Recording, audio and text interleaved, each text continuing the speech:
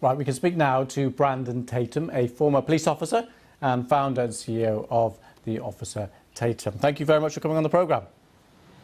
My pleasure. So we're going to talk about lots of the wider issues just in a moment, but first of all, just wanted to get your reaction to the conviction. Well, first of all, I think most of what I heard on the broadcast all the way here is confusing to me. I think we're living in the twilight zone. This conviction, in my personal opinion, did nothing for our country. I mean, people are living a lie. I mean, this was one police officer, one person in the community. They found him guilty. This was the swiftest justice I ever seen in my life. The day after the film came out, he was arrested. He was tried. 10 hours of deliberation. He was convicted. I'm not really sure why people are acting like this is monumental. Also, he did not get a fair trial, in my personal opinion. There was a lot of obstruction that happened. They paid the family out $27 million before the jury could be selected. I mean, they're going to have a case and appeal.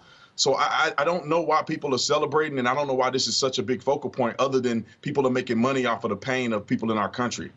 So you're objecting firstly to some of the things that happened around the trial, which now that there is a conviction, I think we should probably park that. But secondly, you're upset that there's a amalgamation here of a wider sense of a landmark case and this one specific court case.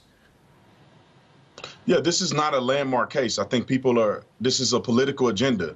They're pushing lies in our country. Policing in America is not inherently racist. We don't live in a racist country. This was an interaction between a police officer that I thought did the wrong thing and a black man who was on drugs, high, resisting arrest, and ended up being killed by that police officer. That's as simple as it can be. The president of the United States got out and made a fool of himself trying to promote racism in a simple police encounter that the officer got convicted on. So you reject President Biden's comments about systemic racism and it being a stain on the whole nation?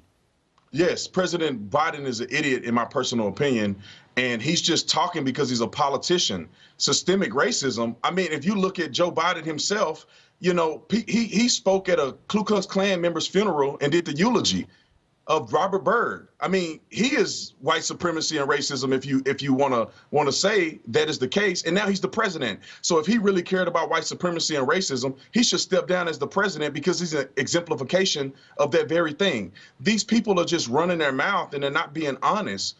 We don't have a problem with racism in our country. We have a problem with people not following the law. We also have a problem with politicians making up things so they can get reelected. And that's exactly what has been happening. That's why you never see anything change. They're lying to us. So the rate of people being killed by police is higher amongst black people than amongst the rest of the population.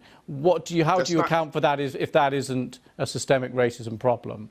Yeah, first of all, that's not true. Twice as many white people go killed by police every year. Twice as many white people go killed unarmed by police every year. You just don't see it. There's a gentleman named Tony Timpa. I guarantee you anybody watching me have no idea who Tony Timpa is. Tony Timpa was murdered in the same fashion that George Floyd was killed. But because he was white, we don't hear about it and nobody cares about it. Nobody's talking about police reform when he was suffocated and killed, but they only talk about it because George Floyd is black. Black people commit over half of violent crimes in this country and only make up 13% of the population. They commit over half of the murders in this country, but only make up 13% of the population. And we can agree that 13% of the population aren't the criminals. There's only a small fraction of the black community that's doing this. So that explains why police are in the black communities more, and that explains why black people are incarcerated more. They are making up lies saying that it has anything to do with racism. Do you understand that there's black police officers too that patrol in many of these majority black cities? Are they racist? No, that's not the case. They're just making these things up, in my personal opinion, and they're riding a wave of dead black people in order to make money and be politically and get political leverage.